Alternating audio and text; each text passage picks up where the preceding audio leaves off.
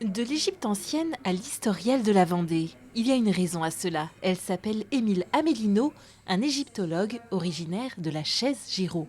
Nous avons la chance d'avoir un Vendéen qui, au milieu du 19e siècle, est allé fouiller à Abydos, donc un site majeur, et a ramené des objets absolument fabuleux, dont la stèle du roi serpent qui orne les murs du Louvre aujourd'hui. Il n'a pas eu réellement la reconnaissance qu'il attendait, donc c'est un petit peu pour rendre justice à cet égyptologue un peu décrié par ses pairs et aujourd'hui relativement oublié par l'histoire de l'égyptologie qu'on a voulu le remettre en lumière. L'historiel de la Vendée ne possède aucune des 217 pièces présentées. Toutes ont été prêtées, certaines de façon exceptionnelle. C'est notamment le cas du bassin du roi d'Aisne, gardé jalousement par le Musée royal de Belgique, qu'il a d'ailleurs élevé au rang de trésor royal. Habituellement, il ne quitte jamais son musée, d'autant qu'une nouvelle interprétation est avancée.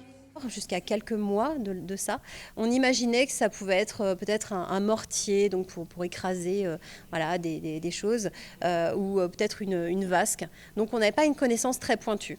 Et puis, donc il y a quelques temps, un égyptologue anglo-saxon a effectué de nouvelles fouilles à Abydos, a trouvé un objet quasiment similaire dans des tombes anciennes et a pu apporter une nouvelle interprétation à cet objet, c'est-à-dire que pour les spécialistes aujourd'hui, il s'agit d'un bassin dans lequel le prêtre qui arrivait pour le culte funéraire dans la tombe d'un roi défunt se purifiait avant d'entrer dans le Saint des Saints, on peut dire, dans le tombeau lui-même. Donc c'est quand même très émouvant et c'était une totale surprise d'avoir cette nouvelle interprétation juste à temps.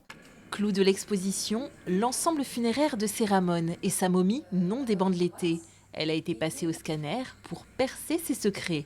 Pour les plus jeunes, des outils de médiation permettront de sentir, écouter, jouer et interagir. L'exposition sur la piste d'Osiris est à découvrir jusqu'au 4 septembre.